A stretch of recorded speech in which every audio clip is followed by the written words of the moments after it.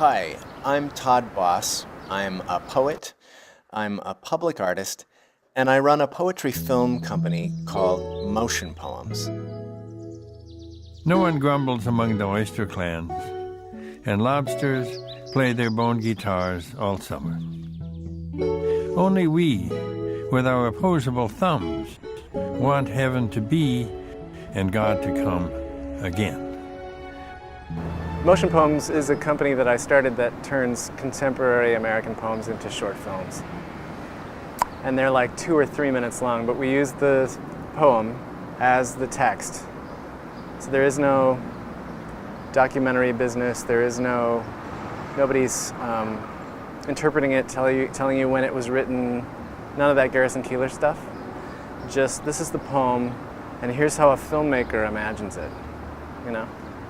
So basically we're talking about commissioning 5 poems, I think, on the theme of arrivals and departures, turning them all into short films, and then projecting them onto the facade between the columns in such a way as to present the illusion that the building itself is on the rails, moving through some landscape or another.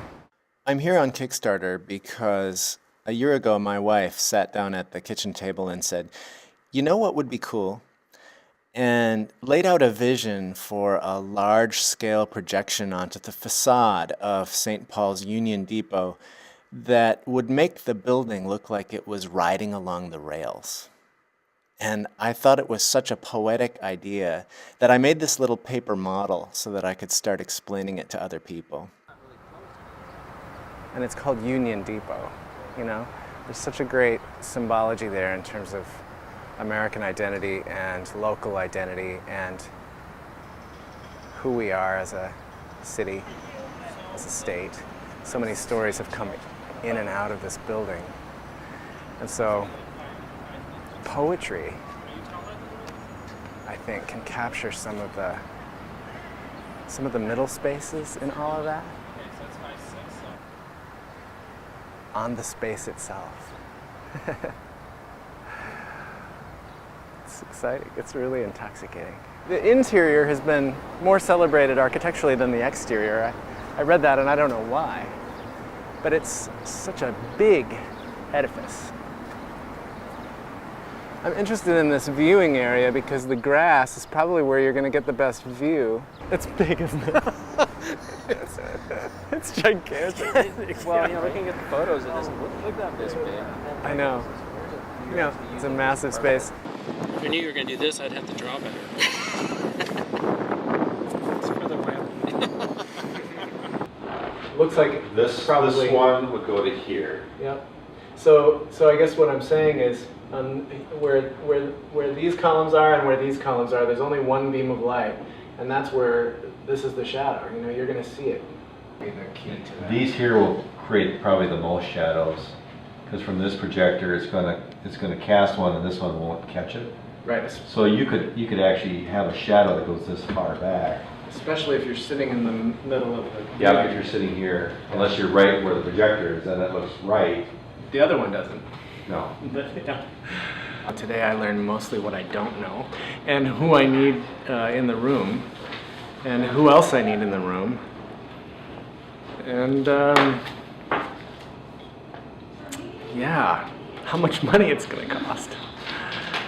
So here's my plan. A call for poems is already underway. From that call for poems, sponsored by the Loft Literary Center, we'll pick 20 finalists. Those poems will be given to filmmakers and we'll encourage their proposals. And then we're going to greenlight 5 to 10 films, depending on what we can afford when we get to that point. And then we're going to screen those films during the St. Paul Art Crawl in October of 2014. So mark your calendars.